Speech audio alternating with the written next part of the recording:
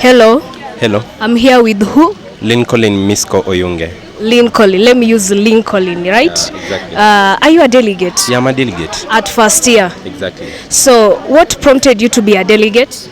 Okay, being a first state was tough. Though what prompted me to be a delegate is my love for power and my love for politics and socialization, and just wanting to make things done immediately. Okay. Yeah, and I believe in development also.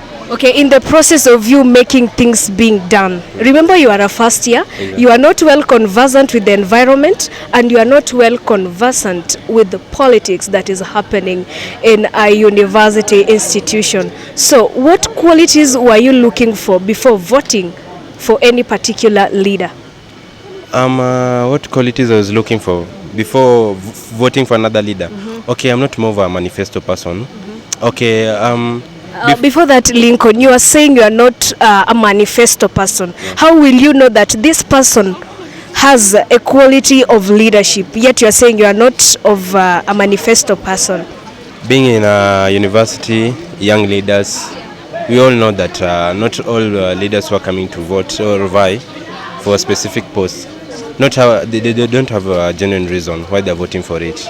Yeah, and why I said I'm not a manifesto person is because before a person votes for this seat, you must look at his history, background, like before.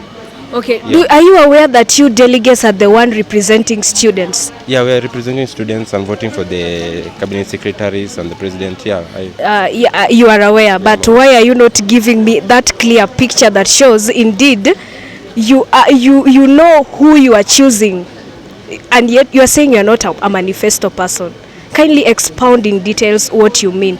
We want the students to see indeed this delegate that we elected has represented us very well. okay, you know, when you sit with someone, you know how they work, you know how they do.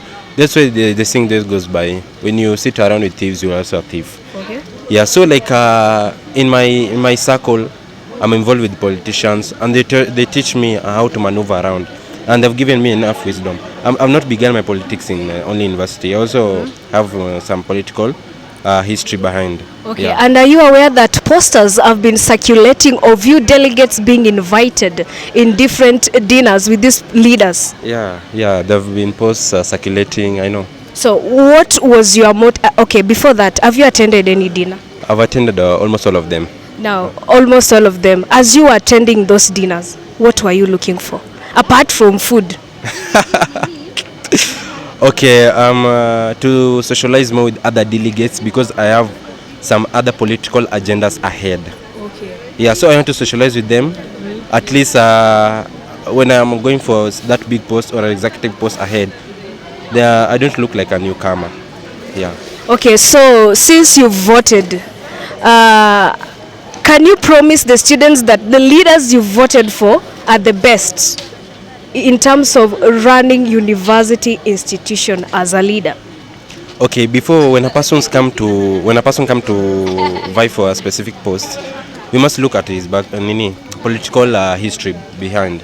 Yeah. And like utapata there's someone who has vied for an executive post, but when you ask from people, since I'm a first year, they tell you this guy has been a school rep and has been a delegate in the past years. So like you can follow up and utapata he has done good work. So these are the things that are motivating you. You cannot come out of nowhere and just jump into an executive post. You must remember that. okay, do you know that in politics people have different motives? Are you aware of Yeah, I'm that? aware of that. So when you are trying to say somebody can't just wake up and be in executive, are you aware that something like that can happen? Yeah, it can happen. Uh-huh. So what's your say about that? Okay, I believe much in people who have skills and have nini. They have the skills to. Likon, are you aware there are negative skills and positive skills? Yeah, I'm aware of that. But So what kind of skills are you saying? I'm speaking of skills that they can do work. You know, they've done work, they have done work, and they can do work, and we believe they can do work because they have done work. Okay, now what's your last remark? My last remark is that I'm going to vote for a person who has been a leader, and I've seen his work. Not a person who has never done anything and has just jumped out of nowhere to come and vote for a post. Because when someone comes to vote for a post, I must look behind. What has he or she had done in a specific post that he was or she was, so that it can give me the motive and the inspiration. I know this guy can do this specific task. Yeah, and I'm going to vote for a person who at least can make change.